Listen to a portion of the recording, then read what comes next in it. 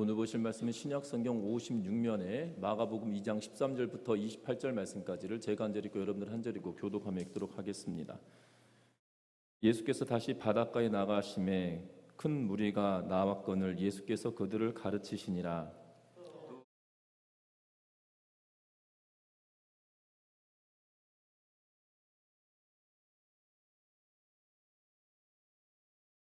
그의 집에 앉아 잡수실 때에 많은 세리와 죄인들이 예수와 그의 제자들과 함께 앉았으니 이는 그러한 사람들이 많이 있어서 예수를 따름이러라.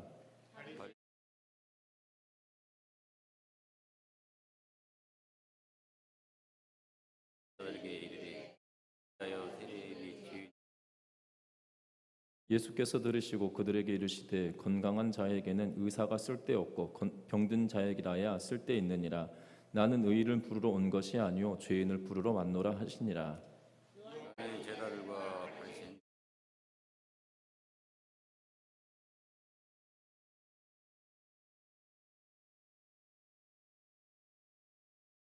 당신의 제자들은 예수께서 그들에게 이르시되 혼인집 손님들이 신랑과 함께 있을 때에 금식할 수 있느냐? 신랑과 함께 있을 동안에는 금식할 수 없느니라.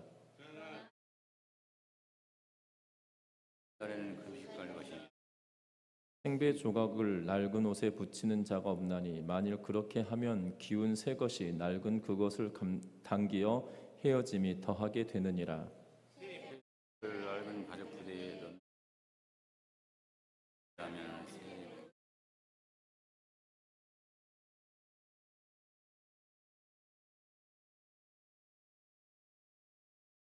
안식일에 예수께서 밀밭 사이로 지나가실새 그의 제자들이 길을 열며 이삭을 자르니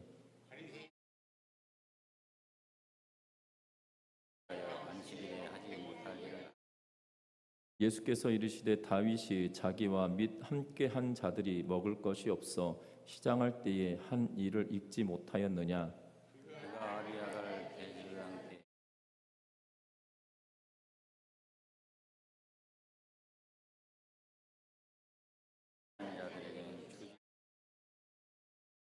또 이르시되 안식일이 사람을 위하여 있는 것이요 사람이 안식일을 위하여 있는 것이 아니니 이러므로 인자는 안식일에도 주인이라. 아멘. 우리 서로 인사 나누고 말씀 나눕니다. 사랑하고 축복합니다.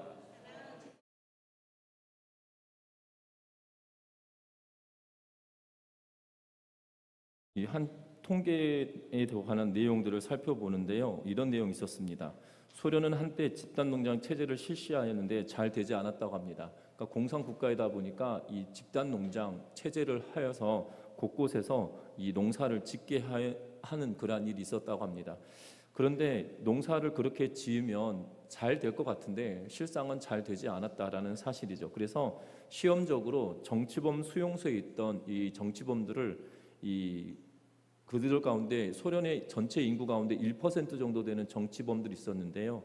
그 정치범들에게 이 소련 땅에서 가장 좋지 않은 땅을 주면서 각각 사유지로 각각 네 땅이니까 네가 알아서 벌어먹어라라고 하면서 시험적으로 정치범 1% 정도 되는 정치범들에게 가장 좋지 않은 땅을 각각 나누어 주면서 네가 생산하여서 네가 벌어먹어라라는 식으로 주었다는 겁니다. 그런데 박토에서 자유롭게 농사를 지어먹게 했는데요. 얼마 후 놀라운 결과를 보게 되었습니다. 어떤 일이 벌어졌냐면 소련의 전체 농업 생산량의 27%가 이 박토에서 생산되게 되었다는 겁니다. 그리고 감자는 이 박토에서 소련의 전체 이 감자 생산량의 62%를 차지하게 됐고 우유나 쇠고기는 소련 전체의 생산량 중에 34%를 차지하게 됐답니다. 그리고 달걀은 47%를 차지했고 전체를 다 털어보니까 전체 종합을 해보니까 27%를 불과 1%의 정치범들에게 나눠줬던 그 박토에서 어마어마한 결실을 얻게 되었다라고 합니다. 어떻게 보면 공산국가에서 같이 농장을 이루고 그리고 같이 생산을 하고 같이 분배를 받으면 더 많은 결실을 맺을 것 같습니다. 왜냐하면 우리는 협동농장이라고 그 사회 시간에 북한의 농업 체제는 협동 농장이다 뭐 이러면서 배웠지 않습니까? 그러다 보면 같이 일을 하고 같이 나누어 먹으면 좋을 것 같은데 첫 해, 둘째 해, 셋째 해는 좋을 수 있지만 사람이라고 하는 게 꾀가 나잖아요. 내가 좀 덜하고 똑같이 받는다라면 열심히 노동을 하겠습니까? 좀 더 쉬려고 하겠습니까? 저 같으면 쉬고 얻어먹는 게 낫지 죽어라고 일하고 얻어먹는 게 좋은 건 아닌 것 같아요. 그러다 보니 첫 해, 둘째, 셋째에는 같이 풍성하게 먹겠지만 인간의 본성이 악한 본성을 가지고 있어서 점점 수확량은 줄어들고 일의 생산력은 떨어지게 되어진다는 거죠. 반면에 1%밖에 되지 않았던 이 정치범들을 통하여서 이 실험하였던 거 박토라고 불려지는 좋지 않은 땅을 그들에게 주었지만 그들이 생산했던 것을 통해서 자기의 부를 축적할 수 있다라는 그런 꿈과 희망이 있기 때문에 전체 농산물의 27%를 그 1%가 차지하고 있었다는 걸 보면 깜짝 놀랄 수밖에 없다라는 사실입니다. 어떻게 보면 자유와 그리고 이 자유로움이 그들에게 얼마나 많은 힘을 주고 또한 그들이 소유할 수 있다는 것이 그들에게 얼마나 큰 기대를 하게 하는지 이 단편적으로 볼 수 있는 그러한 내용일 것입니다. 반면에 통제가 되어지고 그리고 서로 분배를 나눌 때 공평하게 분배되어지는 것처럼 여겨지지만 통제받는 곳에서는 그렇게 썩 좋지 않은 결과들을 얻을 수밖에 없다는 것을 단적으로 보여준 그러한 예일 것입니다. 우리의 신앙의 여정도 똑같습니다. 우리의 신앙의 여정은 하나님께서 우리들에게 율법을 주실 때 우리를 통제하고 우리를 억압하기 위하여서 율법을 주신 것이 아니었다라는 사실이죠. 분명한 것은 하나님께서 율법을 주시면서 모세를 통하여 뭐라고 이야기하고 하시냐면 율법을 지킴이 우리에게 행복하게 하기 위함이다 라고 말씀하고 있는 그러한 모습을 보게 되어집니다.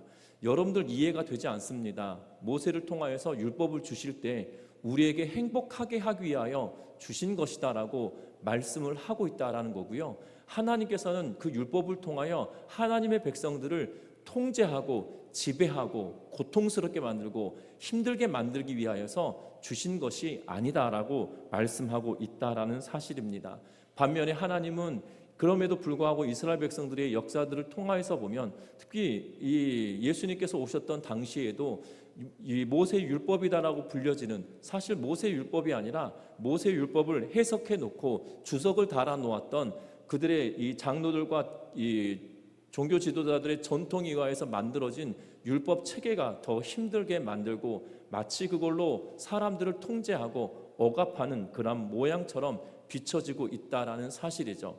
분명한 것은 그러한 때에 예수님께서 이 땅에 오셔서 지금 그들과 함께 살아가는 이들에게 안식에 대한 기쁨을 허락하시고 기쁨의 시대를 열어가시는 그 하나님의 모습을 오늘 본문 속에서 이야기하고 있다라는 사실입니다. 저와 여러분들이 그러하게 이 예수 그리스도께서 행하신 이 일들을 통하여서 우리에게 자유를 주시고 기쁨을 주시고 또한 안식을 허락하시는 그 하나님의 놀라우신 은혜를 경험하는 우리의 삶이 되어지시기를 주의 이름으로 부탁드립니다. 먼저는 이 백성 하나님의 자녀들에게 자유를 주시는 가장 단적인 면이 오늘 세리를 제자로 부르시는 사건을 기록해 놓고 있는 것을 보게 됩니다. 특별히 13절부터 시작하여서 15절 말씀까지는 예수님께서 레위를 부르시는 사건을 기록하고 있는 것을 보게 되죠. 그런데 14절에 보니까 이렇게 기록합니다. 또 지나가시다가 알페오의 아들 레위가 세간에 앉아있는 것을 보시고 그에게 이르시되 나를 따르라 하시니 일어나 따르니라 라고 기록하고 있는 것을 보게 되죠. 이 마가복음에서는 알페오의 아들 레위라고 기록하고 있지만 마태복음에서는 그 자신을 나타내며 자신이 마태라고 이 레위가 마태라고 이야기하는 걸 보게 됩니다. 쉽게 말하면 사울과 사울은 헬라식으로 발음한다라면 바울은 헬라식으로 발음한다라면 사울은 유대식의 발음이다라고 여기면 될 것 같아요. 레위도 마찬가지입니다. 유대식의 이름과 그리고 헬라식의 이름이 각각 나누어지는데 그 동일한 인물을 각각 다르게 부르고 있다라는 거죠. 예전에는 그런 일들이 많았습니다. 집에서 이 아명이라고 부르잖아요. 집에서 어릴 때 불렸던 이름과 그 호적에 올라 있는 공식적인 이름이 다른 분들을 종종 보게 됩니다. 저희 아버지도 호적에 올라와 있는 이름과 족보에 있는 이름이 다르거든요. 아버지 성함은 그 족보에 올라갈 때는 회자 실자를 쓰시는데, 그런데 이 호적에는 근자 실자를 쓰고 계시거든요. 그래서 이 집에서 불리는 이름과 족보에 올라가 있는 이름이 달리 되는 걸 보게 됩니다. 그러니까는 그 행렬에 따라서 형제들 가운데 이 공통적으로 쓰는 이 이름이 있잖아요. 그러다 보니까 회자가 아버지의 돌림자여가지고 회자를 쓰시는데, 실제로는 호적상에 올라가 있는 것은 근자 실자를 쓰시고 계셨던 모습을 봅니다. 마찬가지겠죠. 레위 마태라고 불려지기도 하고 마태라고 불리기도 하고 레위라고 불리기도 하는데요. 하여튼 그를 부르고 계시는 그런 모습을 보게 됩니다. 특별히 레위를 부르실 때 그의 직업이 뭐였냐면 세리였다라고 성경은 기록하고 있습니다. 그 세리는 유대인들에게 있어서만큼은 마치 일제시대에 우리가 일반적으로 순사라 불렸던 사람처럼, 그런 악독한 사람들처럼 여겨지는 대명사로 여겨집니다. 왜냐하면 세리는 세금을 걷어들이는 사람인데요. 지금과 같이 세무공무원이 법적인 법에 따라서 일정한 세금을 매기고 그것을 걷어가면 괜찮은데, 이 로마의 식민 치하에 있을 때는 어떻게 했냐면 월급을 주지 않는 거예요. 세리를 부르고 월급을 주지 않고 너희가 로마에 얼만큼의 세금을 주고 나서 니네 월급은 니네가 알아서 해라 라고 생각하면 됩니다. 그래서 세리가 세금을 자기가 착복할 만큼 취하고 로마로 보내는 거예요. 예를 들면 100을 거뒀다라면 그곳에서 10을 로마에 바치고 90은 내가 가져도 큰 문제가 되지 않았던 그러한 상황입니다. 그래서 세리를 두고 죄인이라고 여기고, 세리를 두고 우리가 느낄 때는 일본 순사라고 여겨질 만한 그러한 인물들이라고 말하고 있는 거죠. 그래서 이 세리를 유대인들이 어떻게 평가를 하냐면 창기나 그리고 죄인과 같은 신분으로 같은 위치에 있는 자들이다 라고 이야기하는 것을 보게 됩니다. 그런데 오늘 성경의 말씀에 보면 예수님께서 뭐라고 이야기하십니까? 14절 하반절에 보면 나를 따르라 라고 말씀하고 계시는 그러한 모습을 보게 됩니다. 세리는 유대인들에게 있어서만큼은 좋지 않은, 아니 죄인과 같은, 정말 저 사람은 용서받지 못할 죄인이라고 여겨지는 그러한 인물이었음에도 불구하고 예수님께서는 그 경계를 넘어서서 제자로 삼고 계시는 그러한 모습을 보게 됩니다. 세리였던 레위를 제자로 부르시고 또한 세리와 죄인들과 더불어 식탁에 참여하고 계시는 그러한 모습을 보게 된다라는 사실이죠. 그러면서 당시 바리새인과 서기관들이 뭐라고 이야기하냐면, 예수께서 16절 말씀 보면 예수께서 죄인 및 세리들과 함께 잡수시는 것을 보고 그의 제자들에게 이르시되 어찌하여 세리 및 죄인들과 함께 먹는가라고 지금 이야기하고 있는 그러한 모습을 보게 되어집니다. 이렇게 말하고 있는 이유가 있을 것입니다. 그것은 다른 것이 아니라 유대 전통에 따르면 정결한 사람과 부정한 사람이 함께 식사를 할 수 없는 것을 보게 되죠. 왜냐하면 내가 정결한 상태에 있던 사람이 부정한 사람을 만나고 함께 있다라면 부정한 사람이 되어지기 때문이라는 사실입니다. 그래서 오늘 성경에 보니까 지금 바리새인과 서기관들, 종교 지도자들이 뭐라고 이야기하냐면 당신의 스승이 선지자다라면 지금 레위라고 하는 저 세리가 어떠한 사람인지 알고 그와 함께 있는, 지금 식탁의 교제를 나누고 있는 이 사람이 어떠한 존재인지 어떠한 사람인지 알 텐데 왜 함께 하는가라고 지금 묻고 있다라는 사실입니다. 정말 하나님의 사람이다라면 부정하다라고 여겨지는 것을 피해야 되고 부정하다고 여긴 것을 떠나야 될 것임에도 불구하고 그들과 함께함은 하나님의 사람이 아닌 것 아니냐라고 지금 의문형을 던지고 있다라는 사실이죠. 그럼에도 불구하고 예수님은 그들에게 뭐라고 이야기하시냐면 건강한 자에게는 의사가 쓸데없고 병든 자에게라야 쓸데있다라고 하면서 나는 의인을 부르러 온 것이 아니라 죄인을 부르러 왔다라고 말씀하고 계시는 모습을 보게 됩니다. 결국 죄인을 하나님의 제자로, 또한 죄인을 예수 그리스도의 제자로 부르시고 그로 하여금 천국 백성 삼아 가시는 그러한 은혜를 누리게 하고 있는 모습을 보게 된다는 거죠. 그에게 제자된 기쁨을 허락하시고 그에게 제자된 기쁨을 선포하시며 그로 하여금 새로운 길을 열어가시는 그러한 모습을 보게 된다는 겁니다. 뿐만 아닙니다. 오늘 성경의 말씀에 보면 요한의 제자들과 바리새인들은 금식을 하였다라고 말합니다. 특별히 바리새인들은 일주일에 이틀씩 금식을 했다라고 전통적으로 이야기합니다. 그들이 금식을 하였던 요일은 모세가 율법을 받기 위해 산에 올라갔던 요일과 그가 산에서 내려왔던 요일을 기념하면서 그들이 일주일에 2번씩 이틀씩 금식을 하였다라고 말하고 있는 것을 보게 되죠. 그러면서 말합니다. 세례 요한의 제자들도 금식을 하였다라고 말하고 있는 것을 보게 됩니다. 그런데 예수님께서 오늘 성경은 뭐라고 이야기하시냐면 19절 말씀 같이 한번 읽어봅니다. 예수께서 그들에게 이르시되 혼인집 손님들이 신랑과 함께 있을 때에 금식할 수 있느냐? 신랑과 함께 있을 동안에는 금식할 수 없느니라. 아멘. 오늘 성경의 말씀에 보면 신랑과 함께 있을 때 금식할 수 없다라고 이야기하고 계시기 때문에 예수님은 금식 폐지론자가 아닌가라고 생각할 수 있을 겁니다. 저도 금식이 참 어려운 것 같아요. 저희가 그래서 목회를 하면서 하나님께 항상 기도하는 게 뭐냐면, 하나님, 제가 목회하는 동안에는 금식하며 기도하지 않도록 평안함을 허락해 주십시오 라고 맨날 기도합니다. 지금 새벽마다 지금도 기도하거든요. 왜냐하면 하나님, 정말 저희 아버지가 금식하면서 기도하셨던 모습을 보면서, 야, 목회할 때 저렇게 하면 난 죽는다. 한 끼라도 안 먹으면 하늘이 핑핑 돌거든요. 특히 아침밥을 안 먹으면 아침엔 뭐라도 먹어야 돼요. 빵을 먹든지 밥을 먹든지 뭔가 뱃속에 차야 하루가 이렇게 평안하거든요. 근데 하루를 금식한다, 정말 힘든 일인 것 같아요. 제가 가장 길게 금식했던 게 한 일주일 금식을 해봤던 것 같은데요. 일주일 금식할 때 3일째 넘어가면, 야, 한 몇 킬로미터 떨어진 곳에서 밥 짓는 냄새가, 야, 이렇게 고소하고, 그러니까 기도원에서 하는데요, 한 500m 이상 떨어진 것 같아요. 그러면 냄새가 안 올 법도 한데 냄새가 스물스물 올라와서 사람을 이렇게, 그 냄새가 어디서 냄새 나는 거야? 막 이렇게 두리번하게 만드는, 3일째 되는 날은 그런 것 같습니다. 그만큼이나 금식은 저에게 있어서는 힘든 것인 것 같아요. 그래서 맨날 기도하죠. 하나님, 제발 저로 하여금 금식하며 기도하지 아니하도록, 저의 목회길에 어려움이 있다 할지라도 금식하지 않도록 아버지께서 알아서 풀어주십시오, 이렇게 맨날 기도하거든요.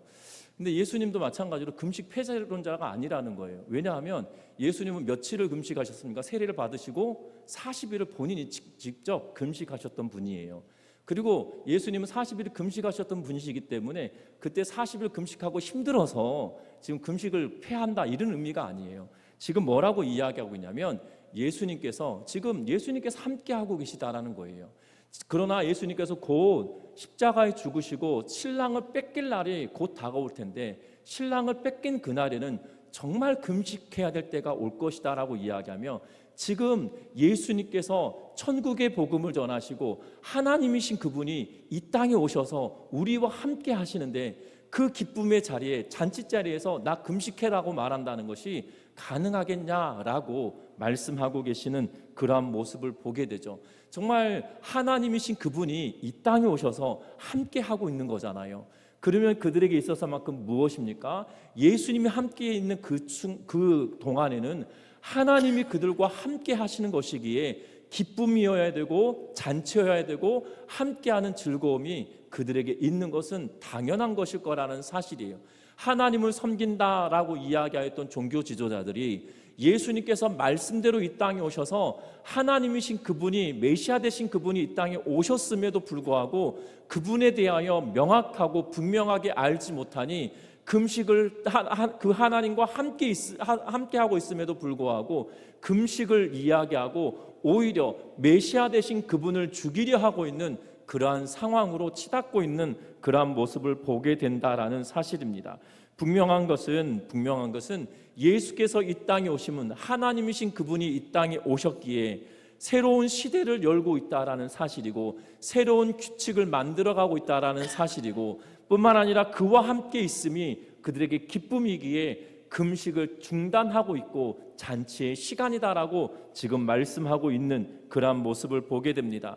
우리는 바로 앞장에서 2장 서두에서 이 중풍병자를 치료하였던 사건들을 우리는 경험했습니다. 내 친구가 이 지붕을 뜯고 중풍병자를 내리며 예수님께서 고쳐주시기를 간구하였던 내용을 2장 서두에서 보았는데요. 그때도 예수님은 뭐라고 하셨습니까? 네가 죄사함을 받았다라고 이야기함으로 말미암아 바리새인들과 서기관들, 종교 지도자들이 예수님께 대하여 예수님께 대하여 뭐라고 이야기하냐면 하나님 한 분 외에 죄를 사할 능력이 없는데 그가 하나님이다라고 하며 신성 모독을 하고 있다라고 지금 말하고 있는 그런 모습을 보게 되죠. 분명한 것은 하나님이신 그분이 그들과 함께 있음에도 불구하고 깨닫지 못하고 알지 못하고 금식을 논하고 있는 그러한 상황이다라는 사실입니다. 분명한 것은 예수님 스스로도 40일을 금식하셨던 분이고 또한 초대교회에서도 그들은 끊임없이 금식하며 기도했던 것들을 성경은 지속적으로 이야기합니다. 사도행전 13장에 보면 안디옥 교회 성도들도 금식하며 기도했다라고 성경은 이야기하고 사도행전 14장 23절에도 각 교회에서 장로들을 택하여 금식 기도하며 라고 이야기하고 있어서 금식이 폐하여진 것이 아니라 하나님이신 그분이 지금 우리와 함께하기에 지금 잔치의 자리가 열렸다라고 말씀하고 있고, 예수님께서 죽임을 당하시고 신랑을 빼앗긴 그때에는 금식할 때가 도래할 것이다 라고 말씀하고 있다라는 사실이죠. 분명한 것은 새 시대를 가져오시고 새로운 시대를 열고 계시다라는 사실입니다.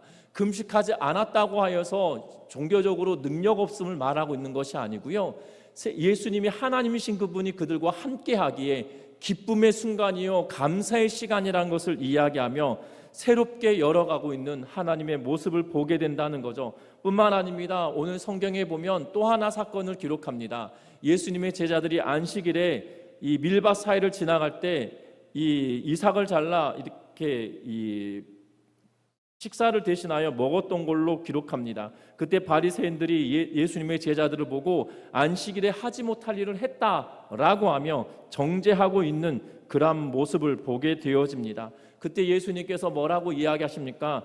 다윗 시대의 아비아달 대제사장 때에 다윗에게 진설병은 일반적인 사람들이 먹을 수 없는 그런 것입니다. 그럼에도 불구하고 다윗에게 배고파하는 그에게 음식을 주며 먹게 하고 있는 그런 모습을 보게 되죠. 과거 다윗 때에 있었던 일을 판례 삼아 지금 제자들이 잘못한 것이 아니다 라고 하며 율법을 깬 행위가 바른 것이다 라고 말하고 계신 것이 아니라, 지금 이곳에서 예수님께서 하고자 하시는 말씀은 뭐냐면 다윗보다 크신 이가 여기 있으며 안식일의 주인 되신 이가 여기 있고, 안식일을 주신 이유가 사람들을 억압하기 위하여 안식일을 지켜야 된다는 것을 통하여 억압하기 위하여 지금 세워놓은 것이 아니다라고 지금 말씀하고 계시는 모습을 보게 된다는 겁니다. 여러분들 안식일이 그리스도인들에게 있었을 뿐만 아니라 유대인들에게도 주실 때 하나님은 놀라운 이유로 주셨어요. 안식일을 주실 때 출애굽기 20장에 뭐라고 기록합니까? 안식이 규례에 대해서 이야기할 때 하나님께서 6일 동안 창조하시고 일곱째 날 안식하셨기에 너희가 안식해야 된다라고 말씀하고 있는 그러한 모습을 보게 되죠. 여러분들 당시 유대인들에게 있어서, 이스라엘 백성들에게 있어서만큼은 충격적인 일입니다. 여러분들 노예는 쉬는 날이 없습니다. 노예들이 쉬는 날이 없어요. 애굽 땅에서 살아갈 때 유대인들이, 이스라엘 백성들이 애굽 땅에서 6일 일하고 하루 쉰다, 이것이 가능했을 것 같습니까? 여러분들 보시면 예수님께서도 성경을 통해서 말씀하시지만 종은 밖에 나가서 열심히 일하고 와서 편하게 있었던 주인의 밥을 차려주고 주인이 밥을 다 먹을 때까지 기다렸다가 뒷정리하고 그리고 일을 마무리하고 쉬는 게 노예이고 종이에요. 주인은 아무것도 안 하였지만 종을 부려서 음식을 만들게 하고 일을 하게 하는 것을 보게 됩니다. 주인과 종의 차이는 이렇게 있죠. 이스라엘 백성들도 마찬가지입니다. 300년 넘는 시간 동안 노예의 삶을 살아갔던 그들의 생활 습관은, 생활의 방식은 하루 종일 그리고 일주일 내내 365일 쉬지 않고 일하는 것이 300년 동안이나 살아왔던 삶의 습관이었어요. 그런데 그들에게 하루를 쉬어야만 한다라고 말씀하시며 그들에게 알려주시는 것이, 하나님이 6일 동안 창조하시고 마지막 7일째는 안식하셨다라고 하면서 너희가 그러하니 쉬라고 말씀하고 계시는 모습을 보게 됩니다. 그런데 성경은 유심히 잘 보셔야 돼요. 금요기도회 때 말씀을 계속 이 출애굽기를 보고 있는데요, 말씀을 잘 보시면 여기서 안식일이라고 하는 단어와 휴일이라고 하는 단어가 똑같은 단어예요. 그러니까 안식일이 되었기 때문에 너희가 하나님께 예배해라 라고 말하는 것이 아니라, 안식일이 되었기에 너희는 휴일이다, 쉬는 날이다 라고 말씀하고 계세요. 그러니까 안식일이라는 단어와 휴일이라고 하는 단어를 같이 쓰고 있어요. 같은 단어로.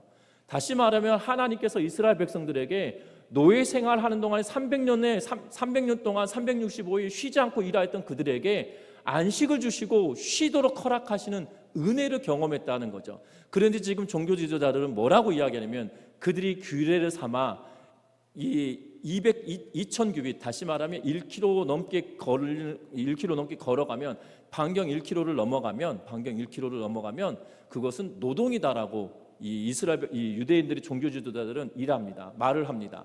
그리고 움직일 때 거리를 두고 여길 넘어가면 일한 것이다. 그리고 안식일에 뭐 하면 일한 것이다. 안식일에 뭐 하면 일한 것이다 라고 이야기합니다. 심지어 현대도 그런 일들이 있다고 합니다.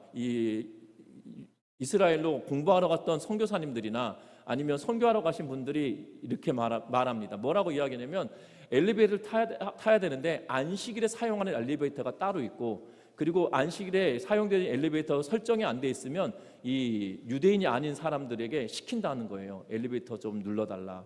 그거는 본인들은 엘리베이터 버튼을 누르는 것도 일이라고 생각해서 안 믿는, 이방인인 당신은 누르면 괜찮다라고 해서 시킨다는 그런 이야기들을 보면 참 한심스럽다라는 생각이 들 때가 있는데, 지금도 그렇게 지킨다는 거예요. 그러니까 율법처럼 지키고 있다는 거예요.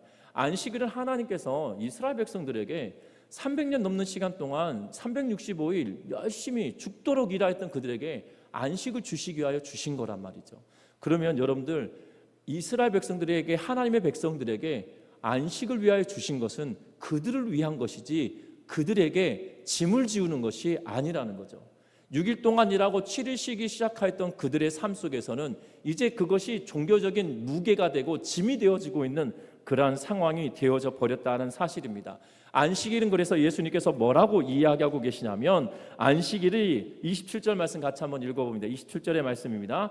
또 이르시되 안식일이 사람을 위하여 있는 것이요 사람이 안식일을 위하여 있는 것이 아니니 이러므로 인자는 안식일에도 주인이니라. 아멘. 여러분들 잘 아셔야 되는 것은, 그래서 우리가 주일을 지킬 때 주일이 우리에게 부담으로 오는 것이 아니라 이 날이 정말 기쁨의 날이 되어지시기를 주의 이름으로 부탁드립니다. 하나님의 은혜로 말미암아 기쁜 날이어야 되는 거거든요.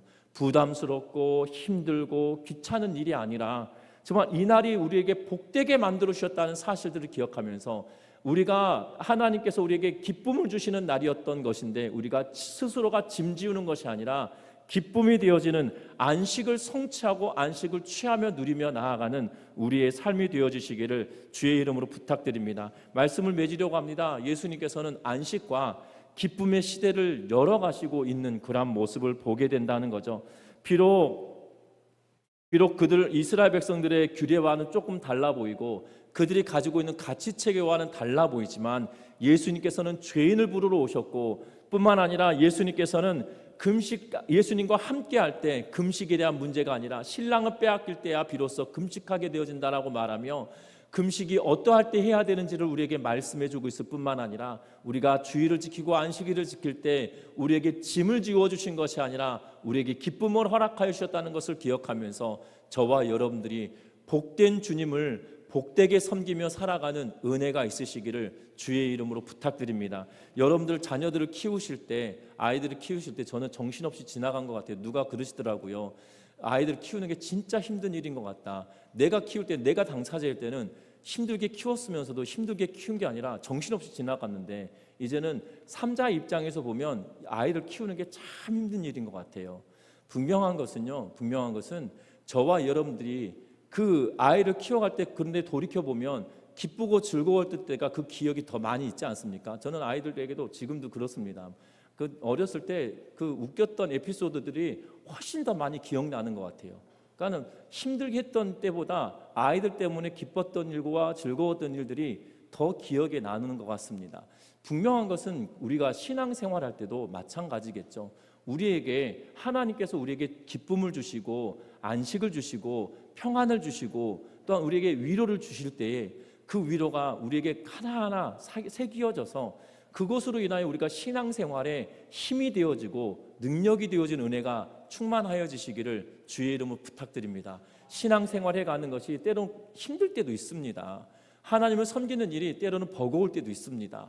그러나 그 버거움과 힘듦이 그 하나님께 주신 은혜로 말미암아 싹 감싸져서 날마다 우리가 행복하고 날마다 기쁨이, 날마다 안식함이 우리 가운데 충만하시기를 주의 이름으로 부탁드립니다. 기도합니다.